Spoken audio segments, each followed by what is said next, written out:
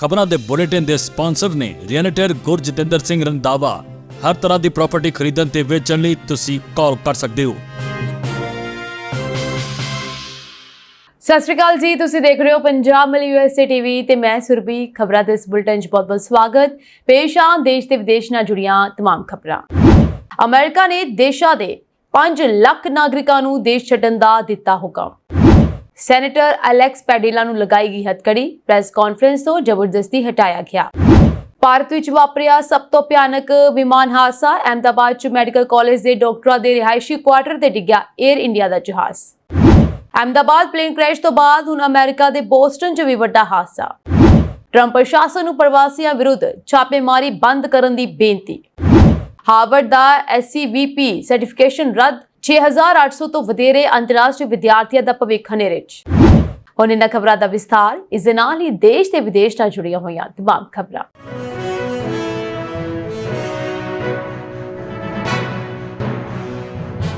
ਲੱਖਾਂ ਪ੍ਰਵਾਸੀਆਂ ਜਿਨ੍ਹਾਂ ਨੂੰ ਅਮਰੀਕਾ ਆਉਣ ਦੀ ਵਿਸ਼ੇਸ਼ ਇਜਾਜ਼ਤ ਦਿੱਤੀ ਗਈ ਸੀ, ਹੁਣ ਉਹਨਾਂ ਨੂੰ ਕਿਹਾ ਜਾਵੇਗਾ ਕਿ ਉਹਨਾਂ ਨੂੰ ਤੁਰੰਤ ਦੇਸ਼ ਛੱਡ ਦੇਣਾ ਚਾਹੀਦਾ ਹੈ। ਡਿਪਾਰਟਮੈਂਟ ਆਫ ਹੋਮਲੈਂਡ ਸਿਕਿਉਰਿਟੀ ਯਾਨੀ ਕਿ DHS ਨੇ ਇੱਕ ਬਿਆਨ ਵਿੱਚ ਕਿਹਾ ਹੈ ਕਿ ਕਿਊਬਨ, ਹੈਤੀਆਈ, ਨਿਕਾਰਾਗੁਆ ਅਤੇ ਵੈਨਜ਼ੂਏਲਾ ਦੇ ਲੋਕ ਜਿਨ੍ਹਾਂ ਨੂੰ ਪਹਿਲਾਂ ਅਸਥਾਈ ਤੌਰ ਤੇ ਦੇਸ਼ ਨਿਕਾਲੇ ਤੋਂ ਬਚਾਇਆ ਗਿਆ ਸੀ, ਉਹਨਾਂ ਨੂੰ ਹੁਣ ਈਮੇਲ ਦੇ ਜ਼ਰੀਏ ਨੋਟਿਸ ਭੇਜੇ ਜਾਣਗੇ ਜਿਸ ਵਿੱਚ ਉਹਨਾਂ ਨੂੰ ਜਾਣ ਦੇ ਲਈ ਕਿਹਾ ਜਾਵੇਗਾ। DHS ਨੇ ਕਿਹਾ ਕਿ ਸਾਬਕਾ ਰਾਸ਼ਟਰਪਤੀ ਜੋ ਬਾਈਡਨ ਦੁਆਰਾ ਜਾਰੀ ਕੀਤੇ ਗਏ ਆਦੇਸ਼ਾਂ ਦੇ ਤਹਿਤ 4 ਦੇਸ਼ਾਂ ਦੇ 5 ਲੱਖ ਤੋਂ ਵੱਧ ਲੋਕਾਂ ਨੂੰ 2 ਸਾਲਾਂ ਲਈ ਅਮਰੀਕਾ ਵਿੱਚ ਰਹਿਣ ਦੀ ਆਗਿਆ ਦਿੱਤੀ ਗਈ ਸੀ। ਇਸ ਨਿਰਦੇਸ਼ ਨੂੰ ਟਰੰਪ ਪ੍ਰਸ਼ਾਸਨ ਦੇ ਸਾਮੂਹਿਕ ਦੇਸ਼ ਨਿਕਾਲੇ ਪ੍ਰੋਗਰਾਮ ਦੇ ਵਿਰੋਧੀਆਂ ਵੱਲੋਂ ਕਾਨੂੰਨੀ ਚੁਣੌਤੀਆਂ ਦਾ ਸਾਹਮਣਾ ਕਰਨ ਦੀ ਉਮੀਦ ਹੈ। ਆਪਣੇ ਕਾਰਜਕਾਲ ਦੌਰਾਨ ਜੋ ਬਾਈਡਨ ਨੇ ਸੁਰੱਖਿਆ ਦਾ ਵਿਸਤਾਰ ਕੀਤਾ, ਜਿਸ ਨੂੰ ਮਾਨਵਤਾਵਾਦੀ ਪੈਰੋਲ ਕਿਹਾ ਜਾਂਦਾ ਹੈ, ਅਤੇ ਇਹ ਸ਼ੀਤ ਯੁੱਧ ਤੋਂ ਸ਼ੁਰੂ ਹੁੰਦਾ ਹੈ ਕਿਉਂਕਿ 4 ਦੇਸ਼ਾਂ ਵਿੱਚ ਹਾਲਾਤ ਬਹੁਤ ਮਾੜੇ ਸਨ। DHS ਨੇ ਪਹਿਲਾਂ ਕਿਹਾ ਸੀ ਕਿ ਨਵੰਬਰ 2024 ਦੇ ਅੰਤ ਤੱਕ ਪ੍ਰੋਗਰਾਮ ਦੇ ਤਹਿਤ ਕੁੱਲ 5,31,670 ਲੋਕਾਂ ਨੂੰ ਅਮਰੀਕਾ ਵਿੱਚ ਰਹਿਣ ਦੀ ਇਜਾਜ਼ਤ ਦਿੱਤੀ ਗਈ ਸੀ ਅਤੇ ਨਤੀਜੇ ਵਜੋਂ 4 ਦੇਸ਼ਾਂ ਦੇ ਨਾਗਰਿਕਾਂ ਦੇ ਗੈਰ ਕਾਨੂੰਨੀ ਕ੍ਰੋਸਿੰਗ ਵਿੱਚ 98% ਦੀ ਕਮੀ ਆਈ। ਹਾਲਾਂਕਿ ਇਹ ਸਪਸ਼ਟ ਨਹੀਂ ਹੈ ਕਿ ਨਵੇਂ ਨਿਰਦੇਸ਼ ਤੋਂ ਕਿੰਨੇ ਲੋਕ ਪ੍ਰਭਾਵਿਤ ਹੋਣਗੇ ਕਿਉਂਕਿ ਉਹਨਾਂ ਦੇਸ਼ਾਂ ਦੇ ਕੁਝ ਪ੍ਰਵਾਸੀਆਂ ਨੇ ਹੋਰ ਵੀਜ਼ਾ ਪ੍ਰੋਗਰਾਮਾਂ ਤਹਿਤ ਅਮਰੀਕਾ ਵਿੱਚ ਰਹਿਣ ਲਈ ਕਾਨੂੰਨੀ ਦਰਜਾ ਪ੍ਰਾਪਤ ਕਰ ਲਿਆ ਹੋ ਸਕਦਾ ਹੈ। ਬਾਈਡਨ ਪ੍ਰਸ਼ਾਸਨ ਨੇ ਕਿਹਾ ਸੀ ਕਿ ਪ੍ਰਵਾਸੀਆਂ ਜਿਨ੍ਹਾਂ ਦੇ ਵਿੱਚੋਂ ਹਰੇਕ ਨੂੰ ਅਮਰੀਕਾ ਆਧਾਰਿਤ ਸਪਾਂਸਰ ਦੀ ਲੋੜ ਸੀ, ਉਹਨਾਂ ਦੀ ਜਾਂਚ ਕੀਤੀ ਗਈ ਸੀ। ਹਾਲਾਂਕਿ ਟਰੰਪ ਪ੍ਰਸ਼ਾਸਨ ਇਸ ਗੱਲ ਤੋਂ ਬਿਲਕੁਲ ਵੀ ਸਹਿਮਤ ਨਹੀਂ ਹੈ। DHS ਦੇ ਬੁਲਾਰੇ ਨੇ ਇਸ ਬਾਰੇ ਕਿਹਾ, ਬਾਈਡਨ ਯੁੱਗ ਦੇ ਪ੍ਰੋਗਰਾਮ ਨੂੰ ਵਿਨਾਸ਼ਕਾਰੀ ਅਤੇ ਇੱਕ ਬਿਆਨ ਵਿੱਚ ਕਿਹਾ ਕਿ ਇਸ ਨੇ ਧੋਖਾਧੜੀ ਵਾਲੇ ਦਾਅਵਿਆਂ ਅਤੇ ਅਪਰਾਧਾਂ ਲਈ ਦਰਵਾਜ਼ਾ ਖੋਲ੍ਹਿਆ ਅਤੇ ਇਸ ਨੇ ਅਮਰੀਕੀ ਕਰਮਚਾਰੀਆਂ ਨੂੰ ਕਮਜ਼ੋਰ ਕੀਤਾ ਹੈ। ਇਹ ਪ੍ਰੋਗਰਾਮ ਪਿਛਲੇ ਸਾਲ ਦੇ ਰਾਸ਼ਟਰਪਤੀ ਚੋਣ ਪ੍ਰਚਾਰ ਦੌਰਾਨ ਇੱਕ ਮੁੱਦਾ ਬਣ ਗਿਆ ਸੀ, ਖਾਸ ਕਰਕੇ ਜਦੋਂ ਟਰੰਪ ਅਤੇ ਉਸ ਦੇ ਸਹਿਯੋਗੀਆਂ ਨੇ ਸਪ੍ਰਿੰਗਫੀਲਡ, ਓਹੀਓ ਵਰਗੇ ਸ਼ਹਿਰਾਂ ਤੇ ਧਿਆਨ ਕੇਂਦਰਿਤ ਕੀਤਾ, ਜਿੱਥੇ ਹਾਲ ਹੀ ਦੇ ਸਾਲਾਂ ਵਿੱਚ ਹੈਤੀਆਈ ਪ੍ਰਵਾਸੀਆਂ ਦੀ ਵੱਡੀ ਆਮਦ ਦੇਖਣ ਨੂੰ ਮਿਲੀ ਹੈ, ਜਿਨ੍ਹਾਂ ਵਿੱਚੋਂ ਬਹੁਤਿਆਂ ਨੂੰ ਪ੍ਰੋਗਰਾਮ ਦੇ ਤਹਿਤ ਦੇਸ਼ ਵਿੱਚ ਰਹਿਣ ਦੀ ਇਜਾਜ਼ਤ ਦਿੱਤੀ ਗਈ ਸੀ। ਟਰੰਪ ਅਤੇ ਹੋਰਾਂ ਨੇ ਹੈਤੀਆਈ ਪ੍ਰਵਾਸੀਆਂ ਵੱਲੋਂ ਪਾਲਤੂ ਜਾਨਵਰਾਂ ਨੂੰ ਖਾਣ ਬਾਰੇ ਭੜਕਾਊ ਬਿਆਨ ਦਿੱਤੇ, ਜਿਨ੍ਹਾਂ ਦੇ ਸਬੂਤਾਂ ਦੀ ਘਾਟ ਪਾਈ ਗਈ। ਹਾਲਾਂਕਿ ਟਰੰਪ ਦੇ ਰਨਿੰਗ ਸਾਥੀ ਉਪ ਰਾਸ਼ਟਰਪਤੀ JD ਵੈਂਸ ਨੇ ਉੱਚ ਪੱਧਰੀ ਇਮੀਗ੍ਰੇਸ਼ਨ ਅਤੇ ਅਮਰੀਕੀ ਲੋਕਾਂ ਦੇ ਦੁੱਖ ਨੂੰ ਉਜਾਗਰ ਕਰਨ ਲਈ ਇੱਕ ਕਹਾਣੀ ਬਣਾਉਣ ਵਜੋਂ ਵਰਣਨ ਕੀਤੇ ਗਏ ਬਿਆਨ ਦਾ ਬਚਾਅ ਕੀਤਾ। ਡੈਮੋਕ੍ਰੈਟਿਕ ਕੈਲੀਫੋਰਨੀਆ ਦੇ ਸੈਨੇਟਰ ਅਤੇ ਟਰੰਪ ਪ੍ਰਸ਼ਾਸਨ ਦੀਆਂ ਇਮੀਗ੍ਰੇਸ਼ਨ ਨੀਤੀਆਂ ਦੇ ਖੁੱਲ੍ਹੇ ਆਲੋਚਕ ਐਲੈਕਸ ਪੈਡੇਲਾ ਨੂੰ ਵੀਰਵਾਰ ਨੂੰ ਲਾਸ ਐਂਜਲਸ ਵਿੱਚ ਹੋਮਲੈਂਡ ਸਿਕਿਉਰਿਟੀ ਸੈਕਟਰੀ ਕ੍ਰਿਸਟੀ ਨੋਏਮ ਦੁਆਰਾ ਆਯੋਜਿਤ ਕੀਤੇ ਗਏ ਇੱਕ ਪ੍ਰੈਸ ਕਾਨਫਰੰਸ ਦੇ ਵਿੱਚ ਇੱਕ ਸਵਾਲ ਪੁੱਛਣ ਦੀ ਕੋਸ਼ਿਸ਼ ਕਰਨ ਤੇ ਜ਼ਬਰਦਸਤੀ ਹਟਾ ਦਿੱਤਾ ਗਿਆ ਅਤੇ ਹੱਥਕੜੀ ਲਗਾ ਦਿੱਤੀ ਗਈ। ਇਸ ਘਟਨਾ ਦੀ ਵੀਡੀਓ ਵਿੱਚ ਜੋ ਕਿ ਸੋਸ਼ਲ ਮੀਡੀਆ ਤੇ ਇਸ ਸਮੇਂ ਵਾਇਰਲ ਹੋ ਗਈ ਹੈ, ਪੈਡੇਲਾ ਨੂੰ ਸੀਕ੍ਰੇਟ ਸਰਵਿਸ ਅਤੇ FBI ਏਜੰਟਾਂ ਦੁਆਰਾ ਰੋਕਿਆ ਅਤੇ ਕਮਰੇ ਤੋਂ ਬਾਹਰ ਕੱਢਿਆ ਜਾਂਦਾ ਦਿਖਾਈ ਦੇ ਰਿਹਾ ਹੈ। ਇਸ ਅਸਾਧਾਰਨ ਦ੍ਰਿਸ਼ ਨੇ ਕੈਪੀਟਲ ਹਿਲ ਤੋਂ ਕੈਲੀਫੋਰਨੀਆ ਤੱਕ ਉਸਦੇ ਡੈਮੋਕ੍ਰੈਟਿਕ ਸਾਥੀਆਂ ਨੂੰ ਹੈਰਾਨ ਕਰ ਦਿੱਤਾ ਹੈ। ਹਾਲਾਂਕਿ ਉਸਦੇ ਕੰਮਾਂ ਨੇ ਰਿਪਬਲਿਕਨਸ ਤੋਂ ਆਲੋਚਨਾ ਕੀਤੀ ਹੈ, ਜਿਸ ਵਿੱਚ ਹਾਊਸ ਸਪੀਕਰ ਮਾਈਕ ਜੌਨਸਨ ਵੀ ਸ਼ਾਮਲ ਸਨ, ਜਿਨ੍ਹਾਂ ਨੇ ਪੈਡੇਲਾ ਦੀ ਨਿੰਦਾ ਕਰਨ ਦੀ ਮੰਗ ਕੀਤੀ। ਇਹ ਕੈਲੀਫੋਰਨੀਆ ਅਤੇ ਸੰਘੀ ਸਰਕਾਰ ਵਿਚਕਾਰ ਵਧਦੇ ਤਣਾਅ ਦੇ ਵਿਚਕਾਰ ਆਇਆ ਹੈ, ਜਦੋਂ ਡੋਨਾਲਡ ਟਰੰਪ ਨੇ ਇਮੀਗ੍ਰੇਸ਼ਨ ਛਾਪਿਆਂ ਕਾਰਨ ਹੋਏ ਵਿਰੋਧ ਪ੍ਰਦਰਸ਼ਨਾਂ ਨੂੰ ਦਬਾਉਣ ਦੇ ਲਈ ਐਲਏ ਵਿੱਚ ਰਾਸ਼ਟਰੀ ਗਾਰਡ ਫੌਜਾਂ ਅਤੇ ਅਮਰੀਕੀ ਮਰੀਨ ਤੈਨਾਤ ਕੀਤੇ ਸਨ। ਇੱਕ ਬਿਆਨ ਦੇ ਵਿੱਚ ਡੀਐਚਐਸ ਨੇ ਕਿਹਾ ਹੈ ਕਿ ਸੈਨੇਟਰ ਨੇ ਅਪਮਾਨਜਨਕ ਰਾਜਨੀਤਿਕ ਥੀਏਟਰ ਚੁਣਿਆ ਅਤੇ ਇੱਕ ਲਾਈਵ ਪ੍ਰੈਸ ਕਾਨਫਰੰਸ ਵਿੱਚ ਵਿਘਨ ਪਾਇਆ, ਯਾਨੀ ਕਿ ਉਸਨੇ ਪ੍ਰੈਸ ਕਾਨਫਰੰਸ ਨੂੰ ਖਰਾਬ ਕਰਨ ਦੀ ਕੋਸ਼ਿਸ਼ ਕੀਤੀ। ਉਹਨਾਂ ਨੇ ਝੂਠਾ ਦਾਅਵਾ ਕੀਤਾ ਕਿ ਪੈਡੀਲਾ ਆਪਣੀ ਪਛਾਣ ਕਰਨ ਵਿੱਚ ਅਸਫਲ ਰਿਹਾ ਸੀ ਅਤੇ ਜਦੋਂ ਉਹ ਨੋਏਮ ਵੱਲ ਝੁਕਿਆ ਤਾਂ ਉਸ ਨੂੰ ਇੱਕ ਹਮਲਾਵਰ ਮੰਨਿਆ ਗਿਆ ਸੀਗਾ। ਇਸ ਤੋਂ ਇਲਾਵਾ ਪੈਡੀਲਾ ਨੂੰ ਵਾਰ-ਵਾਰ ਪਿੱਛੇ ਹਟਣ ਲਈ ਕਿਹਾ ਗਿਆ ਸੀ ਅਤੇ ਉਹਨਾਂ ਨੇ ਅਧਿਕਾਰੀਆਂ ਦੇ ਵਾਰ-ਵਾਰ ਹੁਕਮਾਂ ਦੀ ਪਾਲਣਾ ਨਹੀਂ ਕੀਤੀ ਸੀ। ਵਿਭਾਗ ਨੇ ਐਕਸ ਤੇ ਪੋਸਟ ਕੀਤੇ ਇੱਕ ਬਿਆਨ ਵਿੱਚ ਕਿਹਾ ਕਿ ਅਧਿਕਾਰੀਆਂ ਨੇ ਜਵਾਬ ਦਿੱਤਾ ਅਤੇ ਢੁਕਵੀਂ ਕਾਰਵਾਈ ਕੀਤੀ। ਡਿਪਟੀ FBI ਡਾਇਰੈਕਟਰ ਡੈਨ ਨੇ ਪੈਡੀਲਾ ਤੇ ਸੁਰੱਖਿਆ ਪਿਨ ਨਾ ਪਹਿਨਣ ਦਾ ਦੋਸ਼ ਵੀ ਲਗਾਇਆ ਅਤੇ ਕਿਹਾ ਕਿ ਉਸਨੇ ਕਾਨੂੰਨ ਲਾਗੂ ਕਰਨ ਵਾਲਿਆਂ ਦਾ ਸਾਹਮਣਾ ਕਰਨ ਦੇ ਸਰੀਰਕ ਤੌਰ ਤੇ ਵਿਰੋਧ ਕੀਤਾ। ਅਹਿਮਦਾਬਾਦ ਜਹਾਜ਼ ਹਾਦਸੇ ਨੇ ਪੂਰੀ ਦੁਨੀਆ ਨੂੰ ਹਿਲਾ ਕੇ ਰੱਖ ਦਿੱਤਾ ਹੈ। ਇਸ ਦੁਖਦਾਈ ਹਾਦਸੇ ਵਿੱਚ 200 ਤੋਂ ਵੱਧ ਲੋਕਾਂ ਦੀ ਮੌਤ ਹੋ ਗਈ ਹੈ ਅਤੇ ਦਰਜਨਾਂ ਜ਼ਖਮੀ ਹੋ ਗਏ ਹਨ। ਇਸ ਜਹਾਜ਼ ਵਿੱਚ ਕੁੱਲ 242 ਲੋਕ ਸਵਾਰ ਸਨ, ਜਿਨ੍ਹਾਂ ਵਿੱਚ 2 ਪਾਇਲਟ ਅਤੇ 10 ਕੈਬਿਨ ਕਰੂ ਸ਼ਾਮਲ ਸਨ। ਇਸ ਜਹਾਜ਼ ਨੂੰ ਕੈਪਟਨ ਸੁਮਿਤ ਸਬਰਵਾਲ ਉਡਾ ਰਹੇ ਸਨ, ਜਦਕਿ ਫਸਟ ਅਫਸਰ ਕਲਾਈਵ ਕੁੰਦਰ ਉਹਨਾਂ ਦੇ ਨਾਲ ਸਨ। ਸੁਮਿਤ ਸਬਰਵਾਲ ਕੋਲ 8200 ਘੰਟੇ ਉਡਾਨ ਦਾ ਤਜਰਬਾ ਸੀ, ਜਦਕਿ ਕਲਾਈਵ ਕੋਲ 1100 ਘੰਟੇ ਉਡਾਨ ਦਾ ਤਜਰਬਾ ਸੀ। 에ਅਰ ਇੰਡੀਆ ਦਾ ਬੋਇੰਗ 787 ਡ੍ਰੀਮਲਾਈਨਰ ਜਹਾਜ਼ AI-171 ਜੋ ਗੁਜਰਾਤ ਦੇ ਅਹਿਮਦਾਬਾਦ ਤੋਂ ਗੈਟਵਿਕ ਲੰਡਨ ਜਾ ਰਿਹਾ ਸੀ, ਵੀਰਵਾਰ ਨੂੰ ਉਡਾਨ ਭਰਨ ਤੋਂ ਤੁਰੰਤ ਬਾਅਦ ਹਾਦਸਾਗ੍ਰਸਤ ਹੋ ਗਿਆ। ਇਸ ਹਾਦਸੇ ਵਿੱਚ ਹੁਣ ਤੱਕ 265 ਲੋਕਾਂ ਦੀ ਮੌਤ ਹੋ ਗਈ ਹੈ। ਡਿਪਟੀ ਕਮਿਸ਼ਨਰ ਨੇ ਇਸ ਗੱਲ ਦੀ ਪੁਸ਼ਟੀ ਕੀਤੀ ਹੈ। ਰਡਾਰ ਦੇ ਅੰਕੜਿਆਂ ਅਨੁਸਾਰ ਜਹਾਜ਼ ਨੇ ਸਰਦਾਰ ਵੱਲਭ ਭਾਈ ਪਟੇਲ ਅੰਤਰਰਾਸ਼ਟਰੀ ਹਵਾਈ ਅੱਡੇ ਤੋਂ ਦੁਪਹਿਰ 1:39 ਤੇ ਉਡਾਨ ਭਰੀ ਸੀ, ਪਰ ਸਮੁੰਦਰ ਤਲ ਤੋਂ 625 ਫੁੱਟ ਦੀ ਉਚਾਈ ਤੇ ਪਹੁੰਚਣ ਤੋਂ ਬਾਅਦ ਇਸ ਵਿੱਚ ਤਕਨੀਕੀ ਖਰਾਬੀ ਆ ਗਈ ਅਤੇ ਹਵਾਈ ਆਵਾਜਾਈ ਨਿਯੰਤਰਣ ਨਾਲ ਸੰਪਰਕ ਟੁੱਟ ਗਿਆ।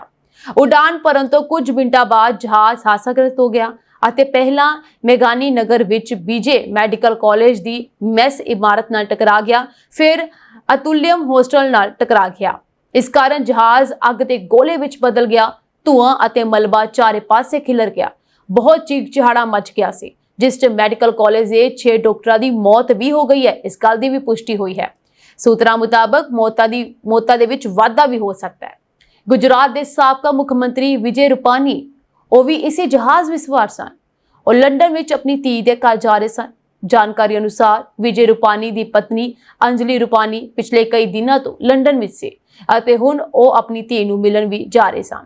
ਇਸ ਮੌਕੇ ਭਾਜਪਾ ਲੀਡਰਾਂ ਨੇ ਵਿਜੇ ਰੂਪਾਨੀ ਦੀ ਮੌਤ ਦੀ ਪੁਸ਼ਟੀ ਕਰ ਦਿੱਤੀ ਅਤੇ ਦੁੱਖ ਪ੍ਰਗਟ ਕੀਤਾ। ਅਹਿਮਦਾਬਾਦ ਪੁਲਿਸ ਨੇ ਦੱਸਿਆ ਕਿ ਜਹਾਜ਼ ਹਾਦਸੇ ਤੋਂ ਬਾਅਦ 265 ਲਾਸ਼ਾਂ ਸਿਵਲ ਹਸਪਤਾਲ ਲਿਆਂਦੀਆਂ ਗਈਆਂ। ਮ੍ਰਿਤਕਾਂ ਵਿੱਚ ਹੋਸਟਲ ਵਿੱਚ ਰਹਿਣ ਵਾਲੇ ਲੋਕ ਵੀ ਸ਼ਾਮਲ ਹਨ। ਇਸ ਹਾਦਸੇ ਵਿੱਚ ਸਿਰਫ ਇੱਕ ਹੀ ਇਨਸਾਨ ਜਿੰਦਾ ਬਚ ਸਕਿਆ, ਜਿਸ ਦਾ ਹਸਪਤਾਲ ਵਿੱਚ ਇਲਾਜ ਚੱਲ ਰਿਹਾ ਹੈ। ਰਮੇਸ਼ ਵਿਸ਼ਵਾਸ, ਜੋ ਕਿ ਇਸ ਹਾਦਸੇ ਵਿੱਚ ਜਿੰਦਾ ਬਚਿਆ ਹੈ, ਉਸਨੇ ਦੱਸਿਆ ਕਿ ਹਾਦਸੇ ਤੋਂ ਬਾਅਦ ਇੱਕ ਵੱਡਾ ਧਮਾਕਾ ਹੋਇਆ। ਚਾਰੇ ਪਾਸੇ ਅੱਗ ਦੀਆਂ ਲਪਟਾਂ ਸਨ। ਉਹਨੇ ਕਿਹਾ ਉਸਨੂੰ ਐਂਬੂਲੈਂਸ ਰਾਹੀਂ ਹਸਪਤਾਲ ਲਿਆਂਦਾ ਗਿਆ। ਉਸਨੂੰ ਵਿਸ਼ਵਾਸ ਨਹੀਂ ਹੋ ਰਿਹਾ ਸੀ ਕਿ ਉਹ ਜਿੰਦਾ ਹੈ। ਇਹ ਕਿਸੇ ਚਮਤਕਾਰ ਤੋਂ ਘੱਟ ਨਹੀਂ ਹੈ। ਜਹਾਜ਼ ਦੀਆਂ ਪੁਰਾਣੀ ਤਕਨੀਕੀ ਖਾਮੀਆਂ ਵੀ ਹੁਣ ਇਸ ਵਿੱਚ ਸਾਹਮਣੇ ਆ ਰਹੀਆਂ ਨੇ। ਇਹ ਕਿਹਾ ਜਾ ਰਿਹਾ ਕਿ ਜਹਾਜ਼ ਵਿੱਚ ਪੁਰਾਣੀ ਖਾਮੀਆਂ ਸੀਗੀਆਂ ਅਤੇ ਕੰਪਨੀਆਂ ਦੁਆਰਾ ਅਣਦੇਖੀਆਂ ਕੀਤੀਆਂ ਗਈਆਂ। ਰਿਪੋਰਟਾਂ ਦੀ ਦੁਬਾਰਾ ਜਾਂਚ ਕੀਤੀ ਜਾ ਰਹੀ ਹੈ। Aviation tracking portal aero inside ਅਨੁਸਾਰ ਡ੍ਰੀਮਲਾਈਨਰ ਵਿੱਚ ਪਹਿਲਾਂ ਵੀ engine leakage, cabin pressure drop, flap fail ਹੋਣਾ, ਲੈਂਡਿੰਗ ਗੀਅਰ ਖਰਾਬ ਹੋਣਾ ਅਤੇ ਆਕਸੀਜਨ ਸਿਸਟਮ ਵਰਗੀਆਂ ਸਮੱਸਿਆਵਾਂ ਦੀ ਰਿਪੋਰਟ ਕੀਤੀ ਗਈ ਹੈ। 에ਅਰ ਇੰਡੀਆ ਦੇ ਬੇੜੇ ਵਿੱਚ ਸ਼ਾਮਲ ਇਨ੍ਹਾਂ ਜਹਾਜ਼ਾਂ ਦੇ ਸਬੰਧ ਵਿੱਚ ਪਿਛਲੇ 10 ਸਾਲਾਂ ਵਿੱਚ 30 ਤੋਂ ਵੱਧ ਵਾਰ ਤਕਨੀਕੀ ਐਮਰਜੈਂਸੀ ਪੈਦਾ ਹੋਈ ਹੈ।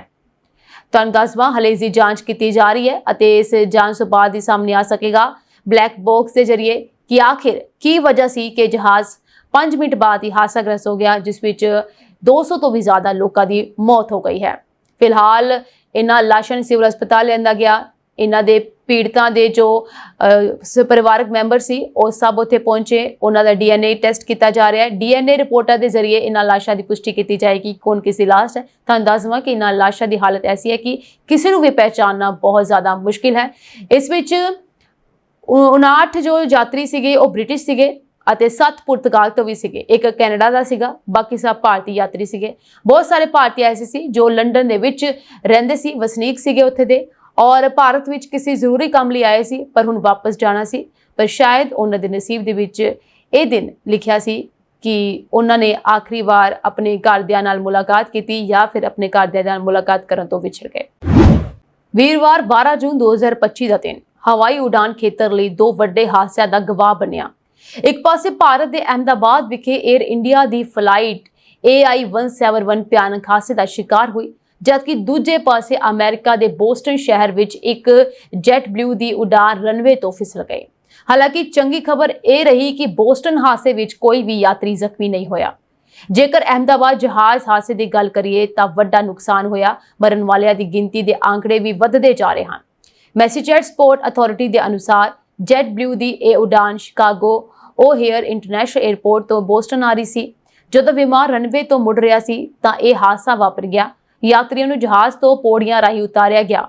ਅਥਾਰਟੀ ਵੱਲੋਂ ਦੱਸਿਆ ਗਿਆ ਹੈ ਕਿ ਵਿਮਾਨ ਦੀ ਜਾਂਚ ਲਈ ਰਨਵੇ ਨੂੰ ਅਸਥਾਈ ਤੌਰ ਤੇ ਬੰਦ ਕਰ ਦਿੱਤਾ ਗਿਆ ਅਤੇ ਸਾਰੀਆਂ ਉਡਾਨਾਂ ਨੂੰ ਰੋਕ ਦਿੱਤਾ ਗਿਆ। ਫੈਡਰਲ ਐਵੀਏਸ਼ਨ ਐਡਮਿਨਿਸਟ੍ਰੇਸ਼ਨ ਨੇ ਕਿਹਾ ਹੈ ਕਿ ਉਹ ਇਸ ਘਟਨਾ ਦੀ ਜਾਂਚ ਕਰੇਗਾ। ਅਮਰੀਕਾ ਦੇ ਬੋਸਟਨ ਸ਼ਹਿਰ ਵਿੱਚ ਵੀਰਵਾਰ ਨੂੰ ਬੋਸਟਨ ਲੋਗਨ ਇੰਟਰਨੈਸ਼ਨਲ 에ਅਰਪੋਰਟ ਤੇ ਲੈਂਡ ਕਰਨ ਤੋਂ ਬਾਅਦ ਜੈਟ ਬਲੂ ਦੀ ਫਲਾਈਟ 312 ਰਨਵੇ ਤੋਂ ਫਿਸਲ ਕੇ ਘਾਹ ਵਾਲੇ ਖੇਤਰ ਵਿੱਚ ਚਲੀ ਗਈ। ਅਧਿਕਾਰੀਆਂ ਨੇ ਦੱਸਿਆ ਕਿ ਇਸ ਘਟਨਾ ਵਿੱਚ ਕਿਸੇ ਨੂੰ ਵੀ ਸੱਟ ਫੇਟ ਨਹੀਂ ਆਈ ਹੈ। ਲਾਸ ਐਂਜਲਸ ਖੇਤਰ ਦੇ ਕਈ ਮੇਅਰ ਇਕੱਠੇ ਹੋਏ ਅਤੇ ਉਹਨਾਂ ਨੇ ਟਰੰਪ ਪ੍ਰਸ਼ਾਸਨ ਤੋਂ ਪ੍ਰਵਾਸੀਆਂ ਵਿਰੁੱਧ ਤੇਜ਼ ਕੀਤੇ ਜਾ ਰਹੇ ਛਾਪਿਆਂ ਨੂੰ ਰੋਕਣ ਦੀ ਮੰਗ ਕੀਤੀ। ਉਹਨਾਂ ਨੇ ਕਿਹਾ ਕਿ ਇਸ ਕਾਰਵਾਈ ਦੇ ਨਾਲ ਉਹਨਾਂ ਦੇ ਸ਼ਹਿਰਾਂ ਦੇ ਵਿੱਚ ਡਰ ਫੈਲ ਗਿਆ ਹੈ ਅਤੇ ਦੇਸ਼ ਭਰ ਵਿੱਚ ਵਿਰੋਧ ਪ੍ਰਦਰਸ਼ਨ ਹੋ ਰਹੇ ਹਨ। ਹਾਲਾਂਕਿ ਇਸ ਗੱਲ ਦਾ ਕੋਈ ਸੰਕੇਤ ਨਹੀਂ ਹੈ ਕਿ ਰਾਸ਼ਟਰਪਤੀ ਡੋਨਾਲਡ ਟਰੰਪ ਉਹਨਾਂ ਦੀ ਮੰਗ ਵੱਲ ਕੋਈ ਧਿਆਨ ਦੇਣਗੇ ਜਾਂ ਨਹੀਂ। ਲਾਸ ਐਂਜਲਸ ਖੇਤਰ ਦੇ ਮੇਅਰਾਂ ਅਤੇ ਸਿਟੀ ਕੌਂਸਲ ਮੈਂਬਰਾਂ ਨੇ ਵੀ ਟਰੰਪ ਪ੍ਰਸ਼ਾਸਨ ਤੋਂ ਛਾਪਿਆਂ ਦੌਰਾਨ ਇਮੀਗ੍ਰੇਸ਼ਨ ਏਜੰਟਾਂ ਦੇ ਨਾਲ ਹਥਿਆਰਬੰਦ ਸੈਨਿਕਾਂ ਦੀ ਤੈਨਾਤੀ ਬੰਦ ਕਰਨ ਦੀ ਮੰਗ ਕੀਤੀ। ਪੈਰਾਮਾਊਂਟ ਡਿਪਟੀ ਮੇਅਰ ਨੇ ਇਸ ਬਾਰੇ ਕਿਹਾ ਕਿ ਉਹ ਤੁਹਾਨੂੰ ਬੇਨਤੀ ਕਰਦੀ ਹੈ ਕਿ ਕਿਰਪਾ ਕਰਕੇ ਮੇਰੀ ਗੱਲ ਸੁਣੋ, ਸਾਡੇ ਖੇਤਰ ਦੇ ਵਸਨੀਕਾਂ ਨੂੰ ਡਰਾਉਣਾ ਬੰਦ ਕਰੋ। ਲਾਸ ਐਂਜਲਸ ਦੇ ਮੇਅਰ ਅਤੇ ਡੈਮੋਕ੍ਰੈਟਿਕ ਪਾਰਟੀ ਦੇ ਨੇਤਾ ਕੈਰਨ ਬਾਸ ਜੋ ਪ੍ਰੈਸ ਕਾਨਫਰੰਸ ਦੌਰਾਨ ਹੋਰ ਮੇਅਰਾਂ ਦੇ ਨਾਲ ਮੌਜੂਦ ਸਨ, ਉਹਨਾਂ ਨੇ ਕਿਹਾ ਕਿ ਵਾਈਟ ਹਾਊਸ ਦੇ ਇਸ਼ਾਰੇ ਤੇ ਛਾਪਿਆਂ ਰਾਹੀਂ ਡਰ ਫੈਲਾਇਆ ਜਾ ਰਿਹਾ ਹੈ। ਮੰਗਲਵਾਰ ਨੂੰ ਲਾਸ ਐਂਜਲਸ ਵਿੱਚ ਇੱਕ ਰਾਤ ਦਾ ਕਰਫਿਊ ਸ਼ੁਰੂ ਹੋ ਗਿਆ ਜੋ ਸ਼ਹਿਰ ਦੇ 2.5 ਵਰਗ ਕਿਲੋਮੀਟਰ ਖੇਤਰ ਵਿੱਚ ਜਿੰਨਾ ਚਿਰ ਲੋੜ ਹੋਵੇ ਲਾਗੂ ਰਹੇਗਾ। ਲਾਸ ਐਂਜਲਸ ਖੇਤਰ ਦਾ ਖੇਤਰਫਲ ਲਗਭਗ 1295 ਵਰਗ ਕਿਲੋਮੀਟਰ ਹੈ। ਬਾਸ ਨੇ ਕਿਹਾ ਕਿ ਜੇ ਛਾਪੇਮਾਰੀ ਜਾਰੀ ਰਹਿੰਦੀ ਹੈ, ਜੇਕਰ ਸਾਡੀਆਂ ਸੜਕਾਂ ਤੇ ਸੈਨਿਕ ਤੈਨਾਤ ਕੀਤੇ ਜਾਂਦੇ ਹਨ ਤਾਂ ਮੈਨੂੰ ਲੱਗਦਾ ਹੈ ਕਿ ਕਰਫਿਊ ਜਾਰੀ ਰਹੇਗਾ। ਕੈਲੀਫੋਰਨੀਆ ਦੇ ਗਵਰਨਰ ਗੈਵਿਨ ਨਿਊਸਮ ਨੇ ਸੰਘੀ ਅਦਾਲਤ ਨੂੰ ਛਾਪੇਮਾਰੀ ਵਿੱਚ ਫੌਜਾਂ ਦੀ ਵਰਤੋਂ ਨੂੰ ਤੁਰੰਤ ਰੋਕਣ ਦੀ ਅਪੀਲ ਕੀਤੀ। ਇਸ ਦੌਰਾਨ ਪੁਲਿਸ ਵਿਭਾਗ ਅਨੁਸਾਰ ਲਾਸ ਐਂਜਲਸ ਪੁਲਿਸ ਨੇ ਵਿਰੋਧ ਪ੍ਰਦਰਸ਼ਨਾਂ ਦੇ ਸਬੰਧ ਵਿੱਚ ਸ਼ਨੀਵਾਰ ਤੋਂ ਲਗਭਗ 400 ਲੋਕਾਂ ਨੂੰ ਗ੍ਰਿਫਤਾਰ ਅਤੇ ਹਿਰਾਸਤ ਦੇ ਵਿੱਚ ਲਿਆ। ਪੁਲਿਸ ਅਨੁਸਾਰ ਜ਼ਿਆਦਾਤਰ ਲੋਕਾਂ ਨੂੰ ਕਾਨੂੰਨ ਲਾਗੂ ਕਰਨ ਵਾਲੀਆਂ ਏਜੰਸੀਆਂ ਦੀਆਂ ਬੇਨਤੀਆਂ ਦੀ ਉਲੰਘਣਾ ਕਰਨ ਕਰਕੇ ਖੇਤਰ ਨਾ ਛੱਡਣ ਲਈ ਗ੍ਰਿਫਤਾਰ ਕੀਤਾ ਗਿਆ ਹੈ। ਅਮਰੀਕਾ ਦੇ ਗ੍ਰਹਿ ਸੁਰੱਖਿਆ ਵਿਭਾਗ ਨੇ ਹਾਰਵਰਡ ਯੂਨੀਵਰਸਿਟੀ ਤੇ ਵੱਡੀ ਕਾਰਵਾਈ ਕਰਦੇ ਇਸ ਦੇ SCVP ਸਰਟੀਫਿਕੇਸ਼ਨ ਨੂੰ ਰੱਦ ਕਰ ਦਿੱਤਾ ਹੈ, ਜੋ ਇਸ ਨੂੰ 2025 ਤੇ 26 ਅਕੈਡਮਿਕ ਸਾਲ ਲਈ ਅੰਤਰਰਾਸ਼ਟਰੀ ਵਿਦਿਆਰਥੀਆਂ ਨੂੰ ਦਾਖਲ ਕਰਨ ਤੋਂ ਰੋਕੇਗਾ। ਹਾਰਵਰਡ ਯੂਨੀਵਰਸਿਟੀ ਦੇ student and exchange visitor program certification ਨੂੰ ਰੱਦ ਕਰਨ ਤੋਂ ਬਾਅਦ ਲਗਭਗ 6800 ਅੰਤਰਰਾਸ਼ਟਰੀ ਵਿਦਿਆਰਥੀਆਂ ਦਾ ਭਵਿੱਖ ਖਤਰੇ ਵਿੱਚ ਹੈ। ਅਮਰੀਕੀ ਸਰਕਾਰ ਨੇ ਕੈਂਪਸ ਵਿੱਚ ਕੁਝ ਸੁਰੱਖਿਆ ਚਿੰਤਾਵਾਂ ਅਤੇ ਵਿਦੇਸ਼ੀ ਸਬੰਧਾਂ ਨੂੰ ਲੈ ਕੇ ਇੱਕ ਕਦਮ ਚੁੱਕਿਆ ਹੈ। ਇਸ ਫੈਸਲੇ ਨਾਲ ਅੰਤਰਰਾਸ਼ਟਰੀ ਵਿਦਿਆਰਥੀਆਂ ਨੂੰ ਜਾਂ ਤਾਂ ਆਪਣੀ ਪੜ੍ਹਾਈ ਤਬਦੀਲ ਕਰਨ ਦੀ ਲੋੜ ਹੋਵੇਗੀ ਜਾਂ ਫਿਰ ਆਪਣੀ ਕਾਨੂੰਨੀ ਸਥਿਤੀ ਗਵਾਉਣ ਦਾ ਜੋਖਮ ਹੋਵੇਗਾ। ਵਿਭਾਗ ਦੇ ਇਸ ਕਦਮ ਨਾਲ ਲਗਭਗ 6800 ਅੰਤਰਰਾਸ਼ਟਰੀ ਵਿਦਿਆਰਥੀਆਂ ਦੀ ਪੜ੍ਹਾਈ ਵਿੱਚ ਵਿਘਨ ਪੈ ਸਕਦਾ ਹੈ ਜਾਂ ਉਹਨਾਂ ਦੇ ਵੀਜ਼ੇ ਰੱਦ ਕੀਤੇ ਜਾ ਸਕਦੇ ਹਨ। DHS ਨੇ ਇਸ ਫੈਸਲੇ ਲਈ ਕੈਂਪਸ ਵਿੱਚ ਕੁਝ ਸੁਰੱਖਿਆ ਚਿੰਤਾਵਾਂ ਅਤੇ ਚੀਨੀ ਯੂਨੀਵਰਸਿਟੀਆਂ ਨਾਲ ਸਬੰਧਾਂ ਦਾ ਹਵਾਲਾ ਦਿੱਤਾ ਹੈ। ਇਹ ਫੈਸਲਾ ਵਿਵਾਦਪੂਰਨ ਹੈ ਤੇ ਬਹੁਤ ਸਾਰੀਆਂ ਯੂਨੀਵਰਸਿਟੀਆਂ ਅਤੇ ਵਿਦਿਆਰਥੀਆਂ ਨੇ ਇਸ ਤੇ ਪ੍ਰਤੀਕਿਰਿਆ ਦਿੱਤੀ ਹੈ। ਇਸ ਫੈਸਲੇ ਨੂੰ ਹੋਰ ਸੰਸਥਾਵਾਂ ਲਈ ਚੇਤਾਵਨੀ ਵਜੋਂ ਦੇਖਿਆ ਜਾ ਰਿਹਾ ਹੈ, ਜਿਨ੍ਹਾਂ ਨੂੰ ਅੰਤਰਰਾਸ਼ਟਰੀ ਵਿਦਿਆਰਥੀਆਂ ਲਈ ਹੋਰ ਸਖਤ ਨਿਯਮਾਂ ਦੀ ਪਾਲਣਾ ਕਰਨ ਲਈ ਮਜਬੂਰ ਕੀਤਾ ਜਾ ਸਕਦਾ ਹੈ। ਭਾਰਤ ਦੇ ਅਹਿਮਦਾਬਾਦ ਵਿੱਚ ਹੋਏ ਵਿਮਾਨ ਹਾਦਸੇ ਵਿੱਚ ਸਿਰਫ ਬਲੈਕ ਬਾਕਸ ਯਾਨੀ ਕਿ flight data recorder, cockpit voice recorder ਅਤੇ ACARS ਡਾਟਾ ਹੀ ਦੱਸੇਗਾ ਕਿ ਅਸਲ ਵਿੱਚ ਕੀ ਹੋਇਆ ਸੀ। ਫਿਲਹਾਲ ਸਾਹਮਣੇ ਆਏ ਵੀਡੀਓਜ਼ ਤੋਂ ਇਹ ਸਪਸ਼ਟ ਹੈ ਕਿ ਜਹਾਜ਼ ਜਦੋਂ ਡਿੱਗਿਆ ਤਾਂ ਹਵਾ ਵਿੱਚ ਉੱਡ ਰਿਹਾ ਸੀ। ਇਸ ਦਾ ਮਤਲਬ ਹੈ ਕਿ ਹਵਾ ਵਿੱਚ ਕੋਈ ਧਮਾਕਾ ਨਹੀਂ ਹੋਇਆ ਹੈ। ਇਸ ਤੋਂ ਇਲਾਵਾ ਪਾਵਰ ਲਾਸ ਦਾ ਖਦਸ਼ਾ ਵੀ ਜਤਾਇਆ ਜਾ ਰਿਹਾ ਹੈ। ਵੀਡੀਓ ਵਿੱਚ ਇਹ ਸਪਸ਼ਟ ਤੌਰ ਤੇ ਦਿਖਾਈ ਦੇ ਰਿਹਾ ਹੈ ਕਿ ਜਹਾਜ਼ ਨੇ ਉਚਾਈ ਨਹੀਂ ਲਈ ਅਤੇ ਇਸ ਵਿੱਚ ਬਿਜਲੀ ਦੀ ਘਾਟ ਸੀ। ਇੰਜਨ ਦੀ ਅਸਫਲਤਾ ਇਸ ਦਾ ਕਾਰਨ ਹੋ ਸਕਦੀ ਹੈ, ਪਰ ਦੋਵੇਂ ਇੰਜਨਾਂ ਦਾ ਇੱਕੋ ਸਮੇਂ ਫੇਲ ਹੋਣਾ ਬਹੁਤ ਘੱਟ ਹੁੰਦਾ ਹੈ।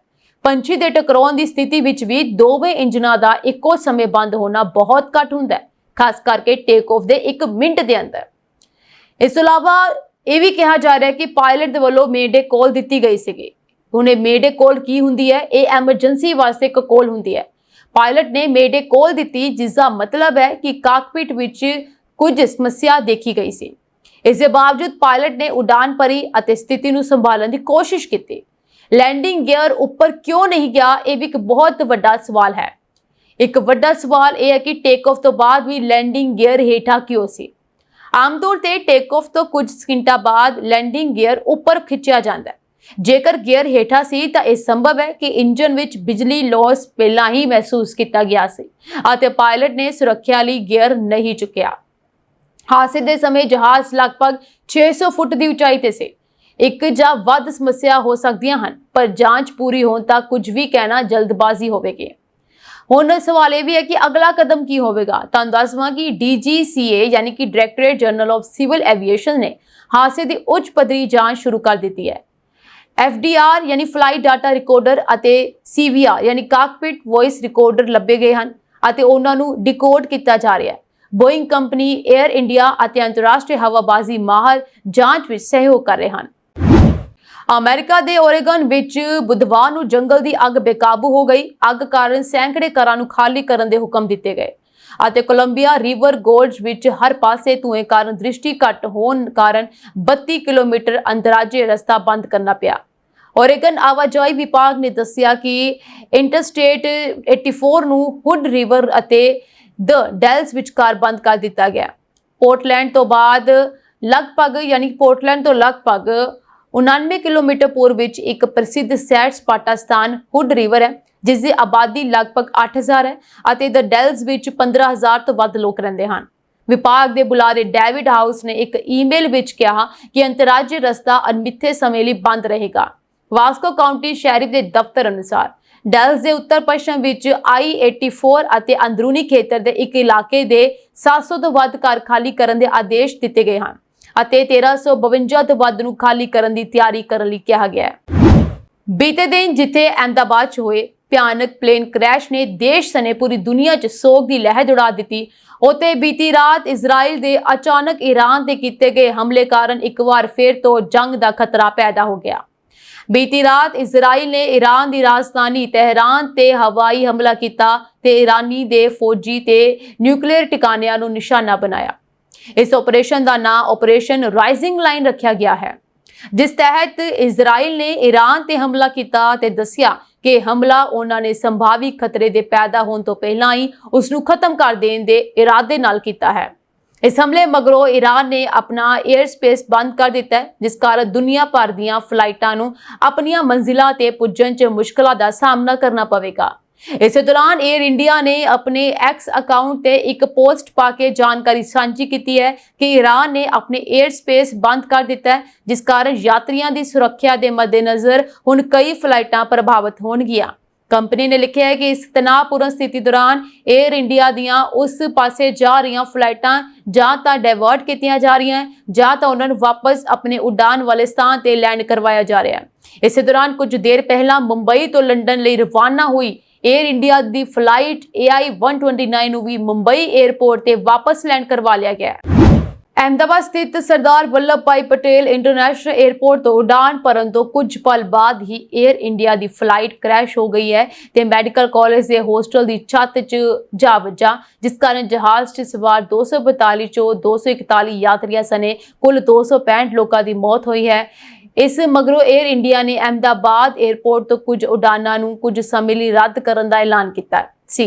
ਇਸ ਹਾਦਸੇ ਮਗਰੋਂ ਸ਼ੁੱਕਰਵਾਰ ਸਵੇਰੇ ਮੁੰਬਈ ਦੇ ਛਤਰਪਤੀ ਸ਼ਿਵਾਜੀ ਮਹਾਰਾਜ ਇੰਟਰਨੈਸ਼ਨਲ 에ਅਰਪੋਰਟ ਤੋਂ 에ਅਰ ਇੰਡੀਆ ਦਾ ਇੱਕ ਜਹਾਜ਼ ਜੋ ਕਿ ਲੰਡਨ ਜਾਣ ਲਈ ਰਵਾਨਾ ਹੋਇਆ ਸੀ 3 ਘੰਟੇ ਬਾਅਦ ਅਚਾਨਕ ਵਾਪਸ ਮੁੰਬਈ 에ਅਰਪੋਰਟ ਤੇ ਵਾਪਸ ਆ ਗਿਆ हालांकि ये जहाज क्यों वापस आया है इस बारे हाले कोई जानकारी नहीं मिल सकी है।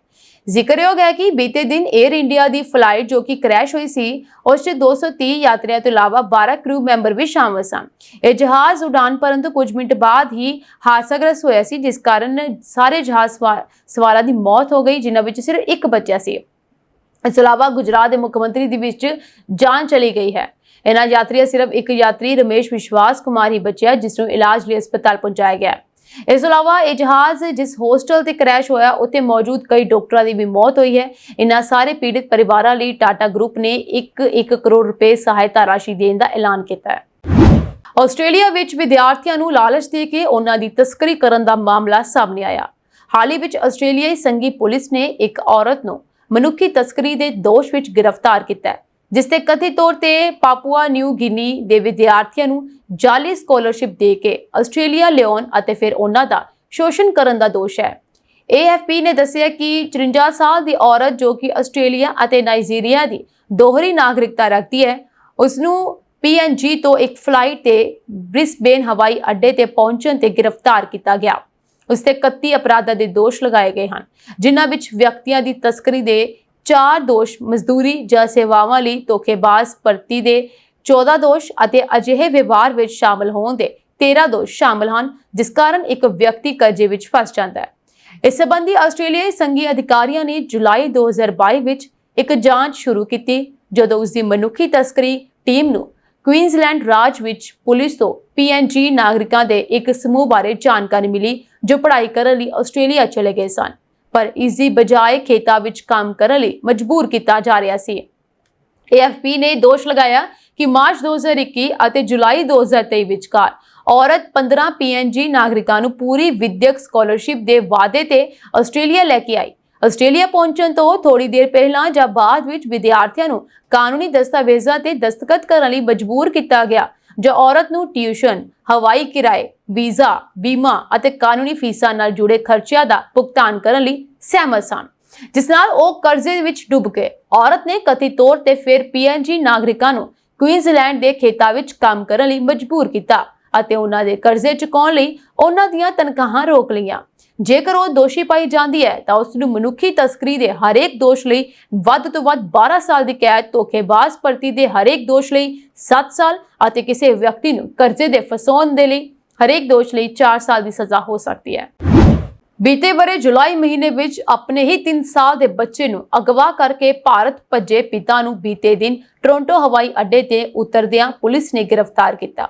ਕਪਿਲ ਸੁਨਕ ਅਤੇ ਕੈਮਿਲਾ ਵਿਲਾਸ ਦਾ ਕਈ ਸਾਲ ਪਹਿਲਾਂ ਵਿਆਹ ਹੋਇਆ ਸੀ, ਜਿਨ੍ਹਾਂ ਦਾ ਇੱਕ ਪੁੱਤਰ ਵੈਲਿੰਟੈਨੋ ਹੈ, ਪਰ 2 ਸਾਲ ਪਹਿਲਾਂ ਦੋਹਾਂ ਦੇ ਵਿਆਹੁਤਾ ਸਬੰਧ ਵਿਗੜ ਗਏ। ਇਸ ਦੌਰਾਨ ਅਦਾਲਤ ਨੇ ਇਹਨਾਂ ਦੇ ਕੇਸ ਸੰਬੰਧੀ ਫੈਸਲੇ ਤੱਕ ਬੱਚਾ ਮਾਂ ਨੂੰ ਸਪੁਰਦ ਕੀਤਾ ਤੇ ਸੁਨਕ ਉੱਤੇ ਬੱਚੇ ਤੋਂ ਦੂਰ ਰਹਿਣ ਦੀ ਪਾਬੰਦੀ ਲਗਾ ਦਿੱਤੀ। ਪਰ ਇਸ ਦੌਰਾਨ ਸੁਨਕ ਨੇ ਪਿਛਲੇ ਸਾਲ ਜੁਲਾਈ ਮਹੀਨੇ ਵਿੱਚ ਬੱਚੇ ਨੂੰ ਕੇਅਰ ਸੈਂਟਰ ਤੋਂ ਅਗਵਾ ਕੀਤਾ ਤੇ ਭਾਰਤ ਲੈ ਗਿਆ, ਜਿਸ ਤੋਂ ਬਾਅਦ ਜਨਵਰੀ ਕੈਮਿਲਾ ਉਹਨਾਂ ਦੀ ਪਾਲ ਲਈ ਭਾਰਤ ਆਈ ਅਤੇ ਪੰਜਾਬ ਹਰਿਆਣਾ ਹਾਈ ਕੋਰਟ ਵਿੱਚ ਕੇਸ ਕਰਨ ਉਪਰੰਤ ਬੱਚਾ ਆਪਣੀ ਕਸਟਡੀ ਵਿੱਚ ਲੈ ਕੇ ਕੈਨੇਡਾ ਵਾਪਸ ਆਈ। ਉਧਰ ਕੈਨੇਡਾ ਪੁਲਿਸ ਵੱਲੋਂ ਸੁਨਕ ਵਿਰੁੱਧ ਅਗਵਾ ਦਾ ਮਾਮਲਾ ਦਰਜ ਕੀਤਾ ਹੋਇਆ ਸੀ। ਬੀਤੇ ਦਿਨ ਜਿਵੇਂ ਹੀ ਉਹ ਵਾਪਸ ਕੈਨੇਡਾ ਪਹੁੰਚਿਆ ਤਾਂ ਬਾਰਡਰ ਸੁਰੱਖਿਆ ਏਜੰਸੀ ਵੱਲੋਂ ਉਸ ਨੂੰ ਗ੍ਰਿਫਤਾਰ ਕਰਕੇ ਪੁਲਿਸ ਦੇ ਹਵਾਲੇ ਕਰ ਦਿੱਤਾ ਗਿਆ।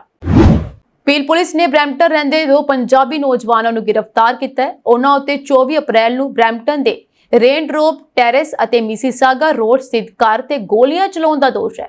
ਜਾਂਚ ਦੌਰਾਨ ਪੁਲਿਸ ਨੇ ਦੋਵਾਂ ਮਸ਼ਕੂਕਾਂ ਦੀ ਪਛਾਣ ਕੀਤੀ ਹੈ।